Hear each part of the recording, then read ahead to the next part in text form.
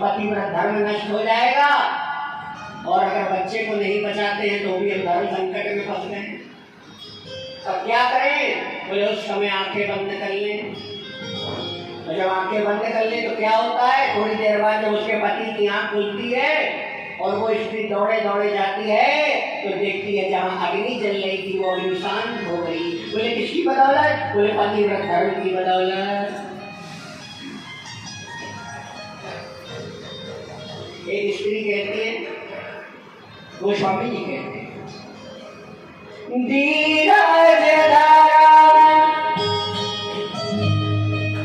मित्र अरुणारी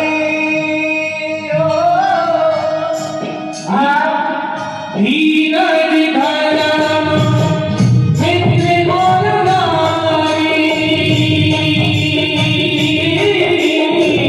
आपत्काल परतिये जारी राम जिया राम जिया राम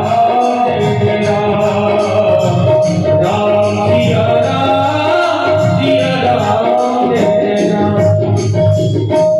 आज कहते हैं, गोस्वामी जी कहते हैं, जब हमारे ऊपर संकट आता है तब पत्नी की परीक्षा होती है और उस समय उसको पतिव्रत धर्म का पालन करना चाहिए। बोले कैसे? बोले एक पति को कोढ़ हो गया, एक स्त्री के पति को कोढ़ हो गया और कोढ़ उस वो पत्नी क्या करती थी? अपने पति की रोज सेवा करती थी और जब सेवा करती थी तो सेवा करते करते एक दिन द्वार के बाहर वो स्त्री बैठी थी और थोड़ी देर बाद उसका पति भी वहीं आ गया। पत्नी अंदर चली गई और उसी समय पति ने देखा एक सुंदर सी स्त्री निकल रही है वहां से। सुंदर सी स्त्री वहां से निकल रही है। जिस पति के शरीर में कोढ़ हो गया था, आज जब उसने देखा उसका मन बेचैन हो गया। पत्नी ने पूछा, भोजन परोस के लाई, पूछा आपका क्या हुआ? आपको? बोले मेरा मन बेचैन। बोले क्या हुआ? बोले हमने एक स्त्री को देखा। आज उस स्त्री ने क्या किया? बोले स्वामी आप चिंता मत करो, कल सुबह होते ही उस स्त्री के पास हम आपको ले चलेंगे। उसका पति चल नहीं पाता था और आज अपने पति को अपने कंधे पर बैठा करके चल पड़ी उस स्त्री के पास। और जब उस स्त्री के पास चली, चलते चलते चलते चलते कहते हैं जब आगे बढ़ रही थी, अचानक एक साधु समाधि में बैठे हुए थे, उस समाधि से जा करके वो स्त्री टकराई और जब समाधि से टकराई तो उनकी जब आँख खुली तो उन्होंने श्राप दे दिया कि कल सूर्योदय से पहले तेरा पति मर जाएगा।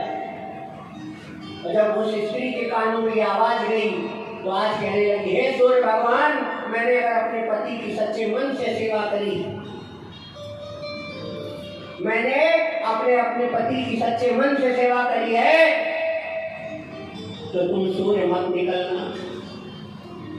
आज सूर्य 1 दिन हो गया, 2 दिन हो गया, 3 दिन हो गया, चारों तरफ हाहाकार मच गई। और जब हाहाकार मची भैया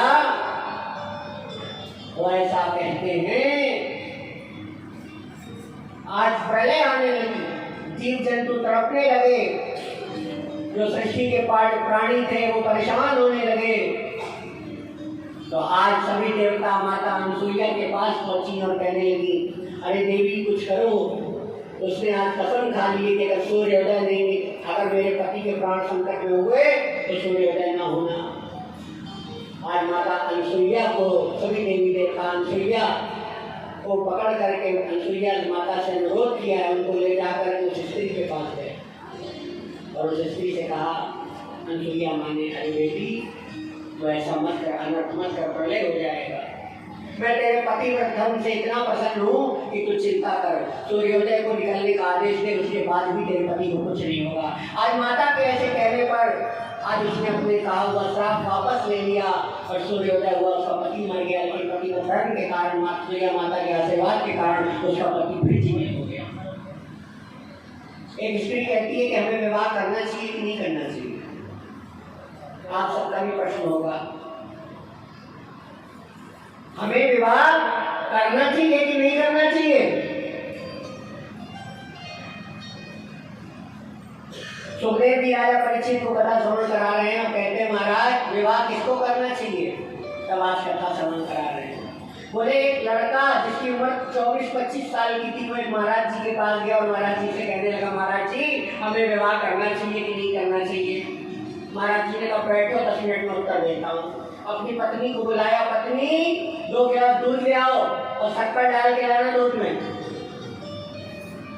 तो दूध में लाई शक्कर डाल के महाराज जी तो पी गए। जैसे ही वो लड़का जिसको पूछने आया था 24 साल का कि हमें विवाह करना चाहिए कि नहीं करना चाहिए, जैसे उसने पिया तो थू करके फेंक दिया।